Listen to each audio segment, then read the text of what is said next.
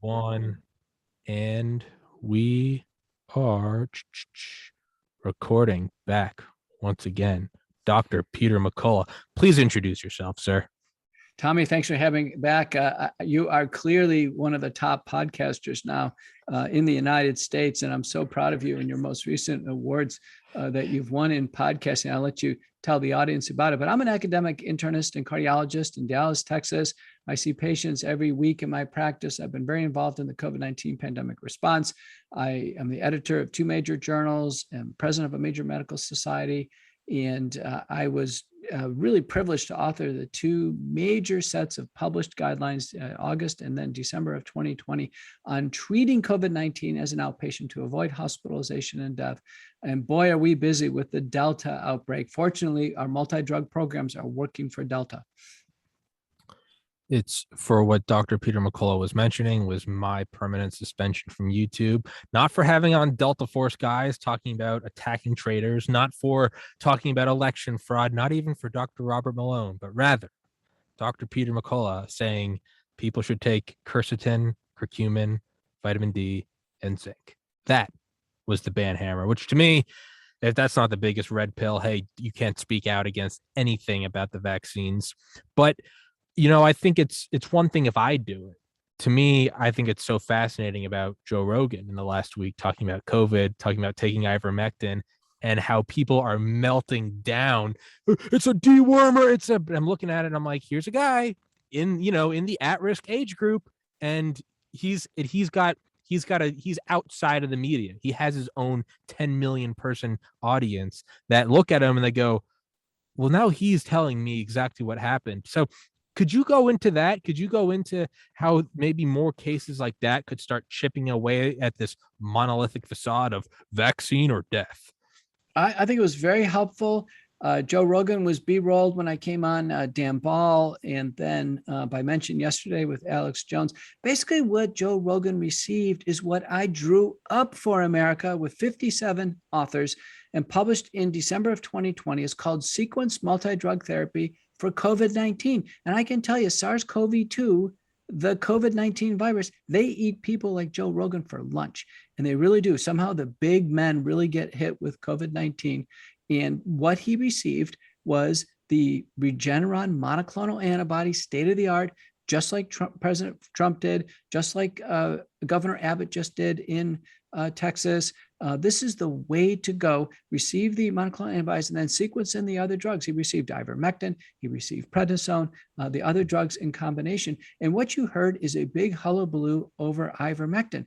And I can tell you, I came on and I gave America the story. There are 61 supportive studies, 31 randomized trials. Ivermectin is first line used in Mexico, Japan, used all over the rest of the world, Asia, Philippines, etc. Ivermectin and hydroxychloroquine are our lead two drugs used worldwide to treat COVID-19. Now, no single drug's a miracle cure, not even Regeneron, but we use the drugs in sequence combination. And I went further yesterday. I have to tell you, when we have agency staffers from the CDC, NIH, and FDA, whose role is to serve doctors and patients, they work below us. The doctor and the patient are at the top of the fiduciary pyramid, and these staffers work below them.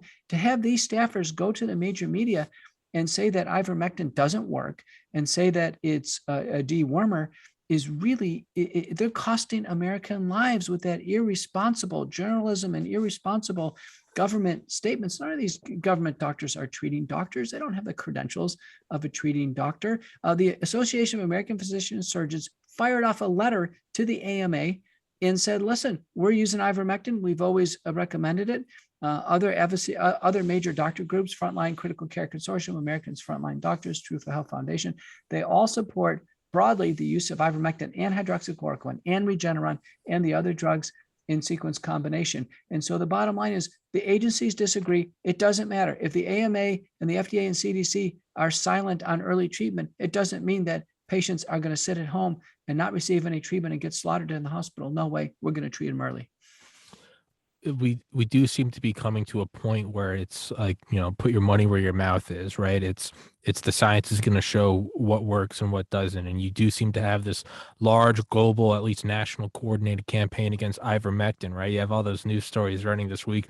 There are now gunshot wound victims who have to take a second seat or take a back seat to people overdosing on ivermectin, versus you have in American Association of Physicians and Surgeons talking about using it at a certain point. I mean, there's got to be a tipping point, right? Where people who were gonna die or who got sick. I mean, the comedian Tim Dillon, a huge podcaster who's been on Joe Rogan several times, got the vaccine and then he got COVID, and he was like, "Yeah, so that didn't work." And he goes, and you know what? I got two things. He goes, ivermectin, and then I got on some space age stuff at monoclonal antibodies. And he goes, I mean, 24 hours later, I felt better. And you got to imagine that it feels like it's going to start seeping through at this, but it's all backed up by, it's one thing if Joe Rogan says something, right? When someone like yourself or Dr. Malone or Dr. Fareed talks about this, it has more credibility. Where do you believe this is going? I mean, it's got to have a turning point, right? Well, whether someone's vaccinated or unvaccinated, if they're high risk, they still need sequenced multi-drug therapy. And Joe Rogan, without any treatment, would have been sick as a dog easily for 2 to 4 weeks. We took a 2 to 4 week illness and he compressed it to a 3 or 4 day illness with sequenced multi-drug therapy. I can tell you, he also would have been infectious for 2 to 4 weeks. We cut down the infectivity period to 3 or 4 days. I can tell you, when I had COVID-19 myself back in October, I had the British variant. I was in an FDA-approved trial for hydroxychloroquine. I took my medicine. I was doing daily swabs. I cleared the virus in 4 days.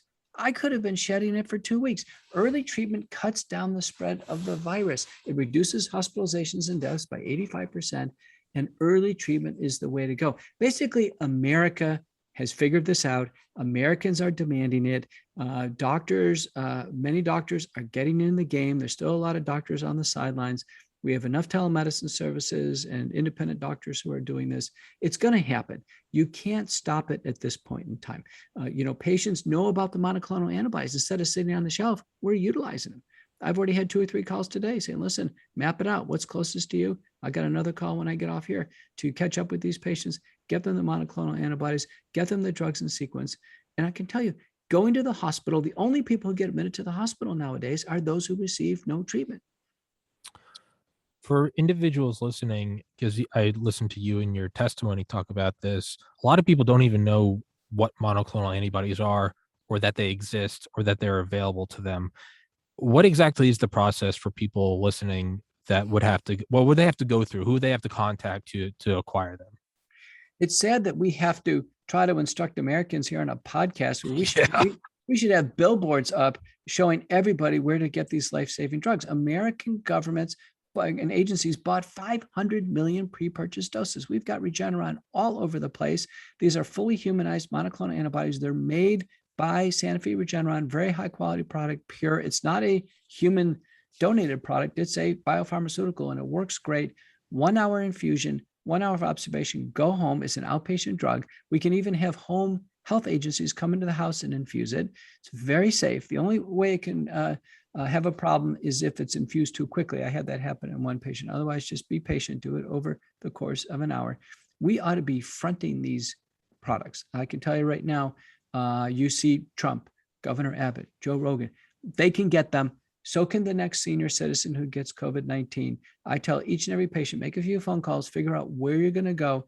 And most places have 12 to 14 infusion slots per day. So you just need to get in the queue and go in, get your infusion, come home. When listening to one of your testimonies, you talked about how you believed that when COVID first started, you said it was going to be the medical Super Bowl. You're like, this is, you've been training our whole lives as physicians, right? I mean, college, medical school, residency, fellowship, whatever, blah, blah, blah, blah, blah. And there are all these tiers of practicing more and more. And then it's like, this is the big one. This is like, let's put our skills to test. And then you were disillusioned by how much of it was like, I think you described sort of under a hypnotist gaze of people like, go home, come back when you're blue at the lips, we'll put you on the ventilator till you die. And you were like, what is going on? And you talked to me, you got very emotional about it, treating your father and talking about how it all takes is courage. You're like, you're already a doctor. If you have an MD, like you got the hard part done. Now you just have to, be confident in your training and use courage and use your analytical mind. Take it as it's like the MCAT. It's like, okay, you just got to put your best foot forward, and whatever happens, happens. And then you talked about, how you were disillusioned with it.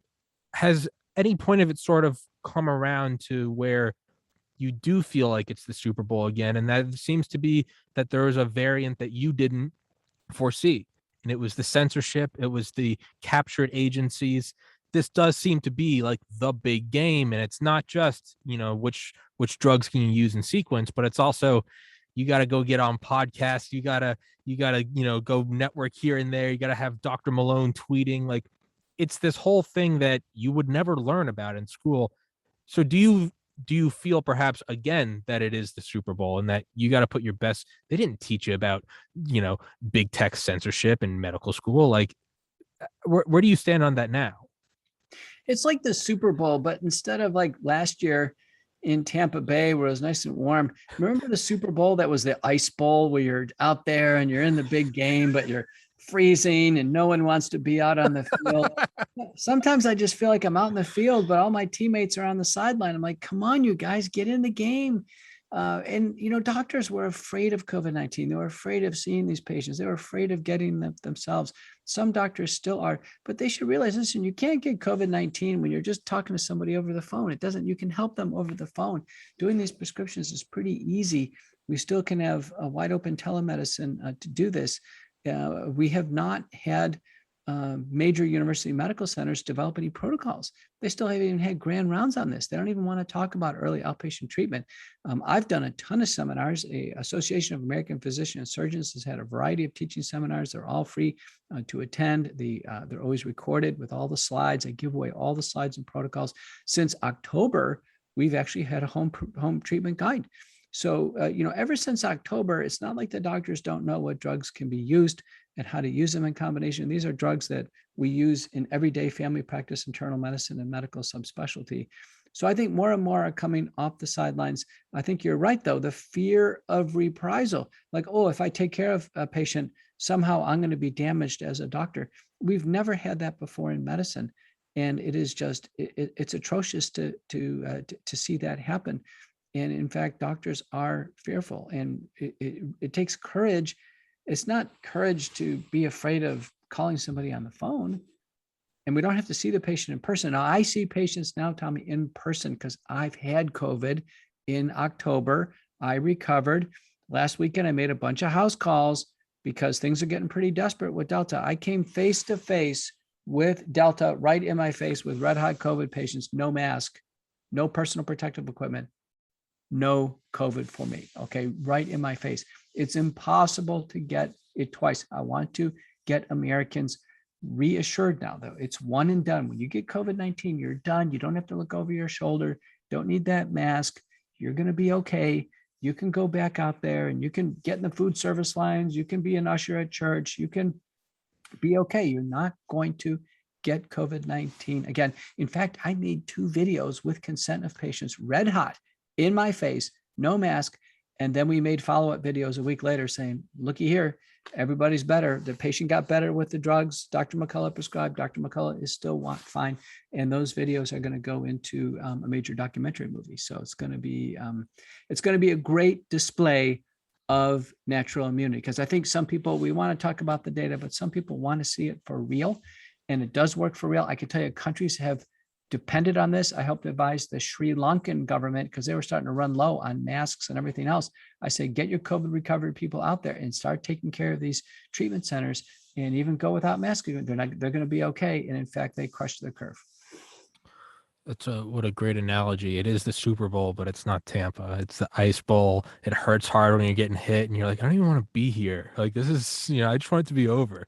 It is, it's the Super Bowl, but it's not the Super Bowl you wanted. It's, but that's, to quote Transformers, because I'm an adult and an intellect, fate rarely calls upon us at the time of our choosing. But, I think it applies.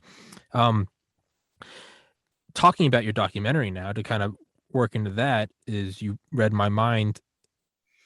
At what point, and not to, come across as someone that's like seeking blood, because that's not at all what I'm trying to do, but at a certain point you have to start looking at this, and then is it negligence, or you start to see a coordinated, well, not start to see, we know it's a coordinated censorship. We know they're blocking all these early treatment drugs that could have kept something like 85% of people out of hospitals. And who knows how many, I mean, like I would imagine 85% of the 600,000 dead.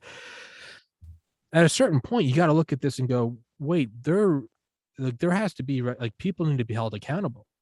Like, this is a human rights violation. This isn't just, oh, we didn't know what to do. If people were consciously coordinating to suppress alternative treatments and early sequencing treatments, I mean, that's a human rights violation, correct? Well, we saw it 2 days ago when our officials got on there and said, well, I wouldn't use ivermectin. It's only used for horse deworming, only used for horse deworming. It's in the Department of Health and Human Services 2019 guidelines to use ivermectin to treat refugees from Afghanistan coming to the United States because they have lice and strongyloides. So it's in our government documents to use weight-based dose for ivermectin. We did blow open this poison control center thing that you mentioned, because a year ago, the big deal in the spring was hydroxychloroquine. There was an explosion of use of hydroxychloroquine. There was an explosion of calls to the Poison Control Center. And at the U.S. Senate testimony in November of last year, the minority witness said, aha, you can see here, hydroxychloroquine is just causing harm. Look at all these calls to the Poison Control Center. But we had actually spied that out. We called them. And it turns out the majority of the calls were because people were just asking the question, is it one pill or one pill or two? And there weren't any serious poisonings. And sure enough, for ivermectin, Dan O'Connor, CEO of Trial Site News, he snuffed it out. He got the data from the poison on ivermectin. He put it on Trial Site News. Everybody should go see it. And it's the same thing. There were 0 deaths due to ivermectin, and the vast majority of the calls are just to clarify dose, because it's a weight-based dosing of ivermectin. So it's a little bit more complicated than hydroxychloroquine. There was a few people who maybe developed a little nausea or some other symptoms, but the vast majority of calls are purely administrative. Ivermectin, nobody overdosed, no one went into renal failure, no one went into liver failure. These are the safest drugs known to man. People are fine. We just need to keep the drug supply flowing. And pharmacists right now are using their own judgment to not dispense these drugs. And we're seeing it. We still saw hospitals. I just got notified of a hospital that just refused to give a patient ivermectin. The pharmacist did when the doctors ordered it. Now there's going to be lawsuits, and every single time this happens, the hospitals lose. They need to stop embarrassing themselves and just treat people appropriately. How is it that they're refusing the dispensing of these drugs? I mean, I personally know people who have gotten prescriptions for ivermectin and the pharmacy won't fill it. How's that possible? They're relying on proscriptive statements by the FDA, the NIH, and the CDC, and the AMA for that reason, and say, you know what, these bodies tell us not to do this. Well, those bodies don't have the authority. The doctor has the authority. Those agencies are subservient to the doctor. So people are losing sight of who's the captain of the ship. Believe me, when the patient dies, I can tell you who gets sued. It's the doctor. It's not the CDC, NIH, FDA, or AMA. Okay, it's even not the pharmacist. It's the doctor. So people need to get in line. The doctor is the captain of the ship. The doctor has the most training, takes the responsibility, carries all the malpractice. And right now, medicine is really out of sorts, and it's all oriented to hurting patients. These medicines actually save lives, and we have to use them in combination. None are perfect. But for a patient to go in the hospital and actually get a step down in therapy from home, that's terrible. It's insane. For the sequenced drug use, you've talked about, just thinking now aloud, is there any sort of thing people can start to do preemptively, like you talked about last time, those 4 vitamins, the nutraceuticals? Are there any other things people can do preemptively and not have to worry about, well, I don't know if the pharmacists are going to fill it? What can people listen to this podcast, finish it, and go, okay, I'm going to start doing that now? What are things that you can do now? Well, we recently updated the home patient treatment guide for AAPS, and that'll parallel with Truth for Health Foundation. And Tommy, here's the big update. It's oral and nasal hygiene prophylaxis. This is really important. The lead substance to use is betadine. Betadine is the brown liquid that they put on the wounds to sterilize them before you get sutured. It's about $1 a bottle on Amazon or at CVS, Walgreens. It's also called povidone iodine. Very dilute solution. Honestly, squirt a couple of drops in the bottom of a juice glass, fill it with water, makes the whole glass of water turn brown. Take some in your mouth, swish and spit, gargle a little bit, and spit it out. Don't swallow it. Spit it out. Take some a nose dropper, squirt some up in the nose, snort it out. Do that twice a day. That is very effective. Studies from Singapore, Asia, and all over. That cuts down viral carriage in the nose and mouth. We even do it now in patients who have COVID-19, so it cuts down their chances of spreading it to others. But it clearly is prophylactic. If iodine sensitive, we can go on to dilute hydrogen peroxide, even dilute sodium hypochlorite, which is household bleach, just a drop or two, same thing works. And then if all of those not available, can use regular Listerine, but it's hard to use up in the nose. But the point is, work on the nose and mouth per day, many different ways to kill the virus. In general, people actually have the virus in the nose and mouth for a few days before it really settles in and causes the infection. And while this approach is not perfect, it really can cut down the risks of infection, particularly when traveling, when you're getting exposure. And this is supported in concept by the American Dental Association. For the nutraceuticals, could you go over them again? Because when I put up that video, I sent it to a bunch of people. I'm like, hey, like I know your dad's older, or your dad, you got this, or your wife's got this. And that's how I found out. As a lot of people said, it says that the link associated with it, the channel associated with this link's been terminated. That's how I found out. I was like, so in the spirit of giving a middle finger to censorship, could you go over those once again, what people should take? I don't want them to hear it from me. I want them to hear it from you, a physician, not me, just a guy screaming in front of a microphone. Right. But I'll also send you again the home treatment guide, the algorithm. It's what we call nutraceutical bundle. So this is a little different than the oral nasal washes actually prevent COVID-19. The nutraceuticals actually reduce the risk of COVID-19 if it's acquired. It may have slightly a preventive approach, but this is what we think. Zinc, 50 milligrams of elemental zinc a day, vitamin C, 3,000 milligrams, vitamin D3, 5,000 international units, and quercetin or quercetin, 500 milligrams a day. That's the nutraceutical bundle. Some add N-acetylcysteine, some add lysine, but a nutraceutical bundle basically is replacing deficiencies. So if COVID comes knocking, it's a less serious case. For people that do get COVID, and I know we're going over a lot of the things we've gone over in previous episodes, but one being banned and all those links now being defunct, but two, I just really want to drive it home as to what is your opinion on these things and what's your directive. When people first acquire it, when they first acquire COVID, what is the very first, because if, we're talking about how you're getting a step down in therapy. You're going here and the doctor says do X and the pharmacist says I won't do that. Or you're watching the news and they say if you don't get the vaccine, you're going to die and your whole family will die.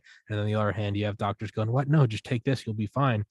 If someone does get COVID, what is the first, when they go to the doctors, do they have to bring your early treatment guide? Do they have to say, hey, I listened to Dr. McCullough talk about this? Is there anything they can mention to sort of facilitate them getting your early treatment protocol?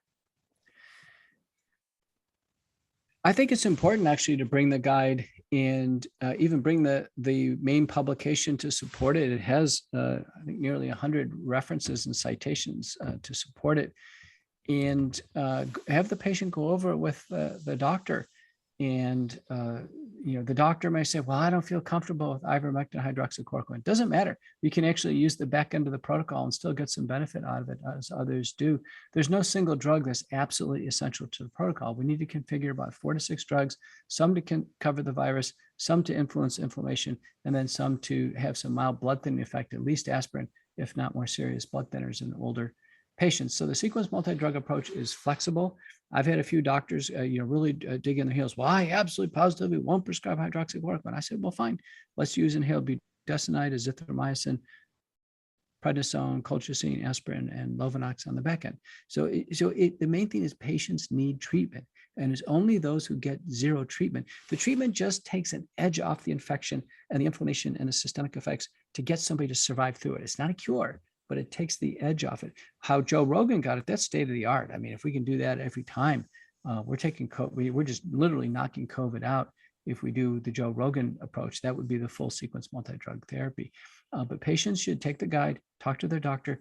If they get an absolute turn down, nope, I don't treat COVID, then say, listen, give me a referral, refer me to, because I want doctors to start to realize that if they're not going to treat COVID-19, they have a duty to refer. You know, if a patient calls me with back pain, what have you, I just can't say I don't treat back pain. I need to make a referral to a treating doctor. What patients are doing is they're giving up on their doctors. You know, my doctor won't do it. Dr. McCullough, can you help me? I'm getting these distress calls coming in all the time. And I tell them, listen, work through your doctor, work through the home treatment guide. If you really go nowhere and you're isolated, go ahead and use the telemedicine services, which are incredibly backed up right now. As you can imagine, we got 500 doctors trying to take care of the whole nation, but the telemedicine services include myfreedoctor.com, speakwithanmd.com, Frontline MDS, FLCC, American Frontline Doctors. Those are the big national ones. The regional ones are all listed in the home treatment guide. But the bottom line is people have to keep driving, pushing to get treatment and have their, in a sense, their home treatment kit ready to go. You can get the nutraceuticals ahead of time and get the povidone iodine ahead of time. And then when you get sick, go ahead and lock in for the medicines. Before the last 18 months, did you think that you were capable of stepping up in the manner that you have stepped up? Did you think you had it in you? Listen, my life 2 years ago was great. I was the most published person in my world. I was traveling the world. I was sightseeing. My wife was thrilled. My kids are doing great. Everything was great. COVID-19 hit. Oh my gosh.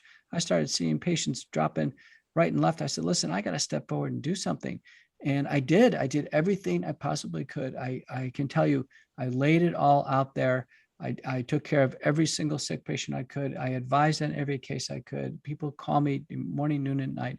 I've done everything I can, but let me tell you, I have really paid the price for this. I basically lost my job as an administrator and a lead researcher and doctor in a big healthcare system. I had to scramble. I fortunately took a position with a private practice. Now I have to rebuild everything there. And when the day my healthcare system put out their vaccine mandates, they went ahead and slapped me with a lawsuit. They went out to the press and said they wanted to crush me financially and said that I was using their name and bringing their name into all these conversations and falsely representing them. And I can tell you, just like I've been on your show several times, Tommy, my views are always my own. They're not of anyone else. I cite the data. I'm pinpoint and citing first author and data. I tell the fact checkers, bring it on, fact check me. And in fact, they never do because I'm always citing the information and they would be embarrassed to learn when I cite the data, for instance, on vaccine failures. First thing you know, then they're going to actually have to cite vaccine failure. And most of those fact checkers are tied to the stakeholders that are working to suppress early treatment and promote mass vaccination. Do you regret anything you've done in the last 18 months and the toll it's taken on yourself? For instance, not even though it's one trillionth of what you've done. Before we start recording, Dr. McCullough said, "I'm so sorry you got kicked off YouTube." And I said, "What are you talking about, man? It's hilarious." You know, I was angry for about an hour, and then I was like, "It's a badge of honor." And every doctor I've said that to since looks at me and they go, "Oh, congratulations!" And I realize I'm like, "Oh wait, no, it's cool." So I don't regret any of it. Granted, it hasn't nearly affected my life in the same way it has affected yours. Do you regret any of it? Do you wish you just, you don't have to answer that if you don't want to. But I mean, I don't think anyone would blame me if you said, man, I wish I just kind of kept going on with my life. It was hunky dory. I was traveling the world. I was the man.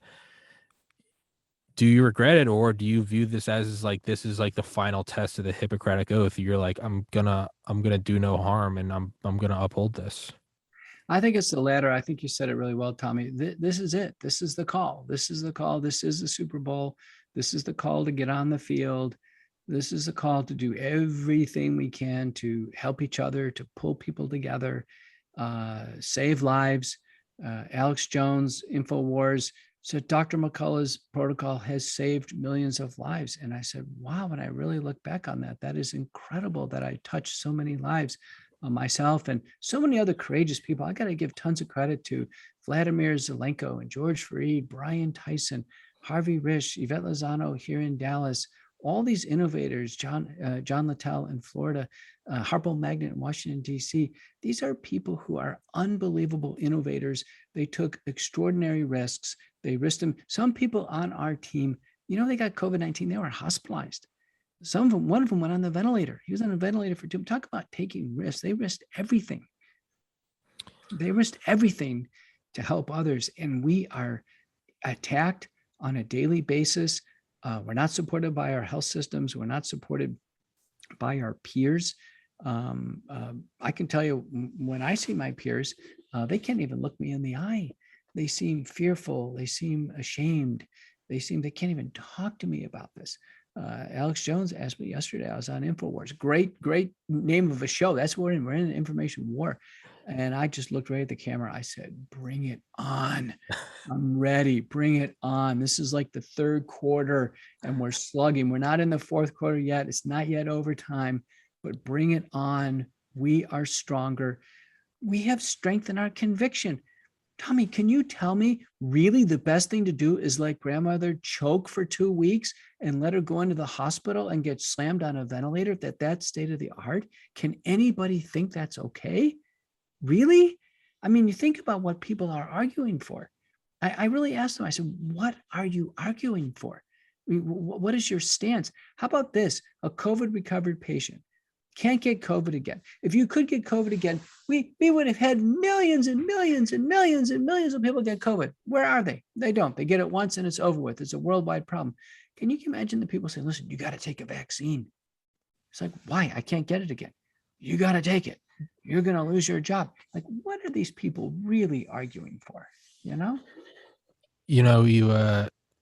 bit of a weird analogy. Norman Ohler, a German author who I've had on here several times, writes a lot about the Nazis, and he talks about one physician, Hitler's physician, Theodor Morell, who during the Night of Long Knives kind of saw the writing on the wall and joined the Nazi party because he knew it was good for business and he knew to shut up and keep his head down. Norman talks about his grandfather, and when Norman was a teenager, he's in his 50s now. He said he remembers talking to his grandpa one day, and he asked his grandpa some stories about, like 1939, 1940 Germany. Then his grandfather worked at a railroad, like a railroad switching station. And it was always like cattle and like produce. And one day a train went through and they had to wait and stop, and they were sitting there, and he said he noticed he noticed like a child's hand come through the railings, and he was like, what is that? And it was snowing outside, and he realized they were putting their hands out to catch the snowflakes. He talks about this in his book, The Bohemians. And to bring it in, they were, licking the water droplets. And he went up and he looked, and he realized, he's like, these are people. And an SS officer looked at him and said, switch the rail and shut your mouth. And he did. And 70 plus years later, he's retelling the story to his grandson, Norman Ohler, the author. And he's saying this with tears in his eyes, saying, I just looked the other way. And Norman goes, and I didn't talk to him. I was 15 years old, and that was the day I stopped talking to my grandpa, when I realized he just turned the cheek and said, yeah, I want to keep my job. I'm not a Jew. So, and that's a guy who not only, lost the respect of a grandson, but also was tormented into his late years. What did I do? And to me, there's really no middle ground. It's either you stand up for your convictions and do what you know is right in your heart, or you live a life of torment. To me, it's it'd be one thing if ivermectin was patented, making a lot of money, and so is elemental zinc and vitamin D. And although you were kind of going against the media and you were getting a lot of flack for it, but you were also making like $8 million a year, part of me would be like, all right, Dr. McCullough, like, it's tough, but let's pump the brakes. You're making money. No. You're not getting a penny for you've lost your job. You're going through hell with this. And you're pushing things that are generic, that there's no big ivermectin. Dr. McCullough is not getting suitcases full of cash in a Swiss banking account. To me, there is no argument. At what point, and I'm not hating on them, hey, you need the private industry to do a lot of great things. That's why we have the things we have. But at what point in human history has anyone ever gone, Big Pharma was right, and the little guy, they were just getting greedy. All those guys that wanted that, that generic Tylenol, no, it's a good thing Big Pharma pushed Oxycontin. Like, thank God. Never, never once has Big Pharma been the moral high ground. We always look back on history, even just 2009 with Pfizer's $2.3 billion lawsuit, and we go, they were screwing us and we all knew it. It won't happen again. 1950s, every doctor smokes Lucky Strikes. It won't happen again. And it keeps going throughout history. And we're at a point now where you're right. There's nothing to argue about. You know what you're doing. You know who you're treating. And it doesn't make it any better that you're getting all this flack. There's no romanticism to it. There's no, we're fighting you're taking shit left and right. And I don't even know where I'm going with this. I don't even think it's a question so much as just admiration I have for you, but I appreciate what you're doing. I have nothing to lose. I'm 31. I don't have a family. I don't even have a pet. It's just me in an apartment. Like, I got me to take care of. Get kicked off YouTube. All right, whatever. I get rejected by girls every week. I'm not worried about that. You have a lot more to lose than I do, and you have lost it, and yet you're still going forward, and you're going through it with a ferocity that I admire. And yeah, I don't even really know where I'm going with this rant. So I just want to say, I guess, thank you, Dr. McCullough. You're an inspiration. Tommy, I haven't told anybody on any podcast so far, but I'll tell your audience a little known secret is I'm a 50-state marathon completer. So I had a sojourn the last decade of my life for 15 years where I ran a marathon in every state in the union. I guess what I'm telling my adversaries is I can run a long time and I can run hard, and it's really hard to stop me. And I am relentless and relentlessly strong. And I can tell you right now, it's going to all come out. It will all come out. There will be a day of reckoning. And there'll be some that just said, I needed to see more data. That what my colleagues will say, well, I just need to see more data. And there'll be all these things. But in the end, the real analysis is they were afraid. They were afraid. They lacked courage. There's no checkbox on the doctor medical school application or that for a physician assistant or nurse practitioner. There's no checkbox for courage. And what we're finding out is that this was all about courage. It was about the physical courage, the intellectual courage, the clinical judgment, the courage of using judgment in the face of not having all that supportive data. And in the end, it was having the courage of conviction, that we have the courage to stand behind our principles. Listen, I'll be the first one to be shown I'm wrong on something. Like, if that Merck drug is better than hydroxychloroquine, bring it on. We'll just switch it out. No big deal. No conflict of interest. I don't have any love lost for any of these drugs. But the bottom line is I refuse to listen to the idea that nothing is a better way to go. That argument of doing nothing and depriving Americans of any hope of avoiding the hospital or dying with COVID-19 is abominable. It's immoral. It's unethical. And I think from a civil perspective, it's illegal. And right now, the courts are corrupted. There isn't any justice. It's not like we can file a lawsuit tomorrow and have this all come out. Judges aren't fair either, and neither are juries, but time. It'll take time. And over the course of time, there will be justice. And those who have worked to deny patients treatment, those who've worked to actually confuse patients and make patients feel as if there's no treatment, those who've worked to force the vaccine on patients, a vaccine that doesn't work well enough for all patients and that isn't safe enough for all patients, to force it on people and patients and employees and students relentlessly with no apologies for vaccine injuries and vaccine failures. Those who are doing it, those individuals will also get their justice. You said there are going to be those who are saying we just needed more research. To me, that's a translation of "Viva just following orders." That's all we were doing. That's all they were doing, right? Zero political prisoners when when you push Jews into the ovens. That's right. You're just following orders. We're just waiting for more data. I mean, they said these were Untermenschen. That's what it is. And we're seeing that. But, on a much lighter note, because obviously, I love talking to you. I love you. I think you're the greatest guy ever. On a much lighter note, what was it like hanging out with Alex Jones? Alex Jones is a good guy. My wife told me not to do it. She saw the video where he was eating ivermectin tablets and they were flying all over the studio. They said this guy's too wild. Jones He's an entertainer.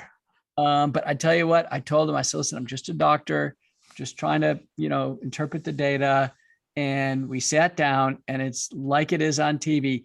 Alex Jones must have had 20 piles of printouts of information.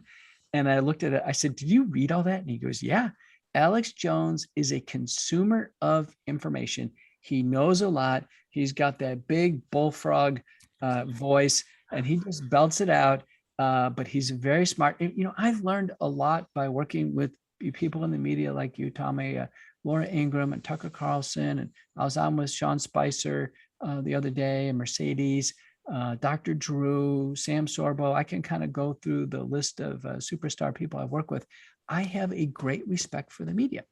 And 201, on a one-on-one basis, none of the media people were political, not at all. In fact, it was all just, doctor, thank you so much for helping us and help us understand things.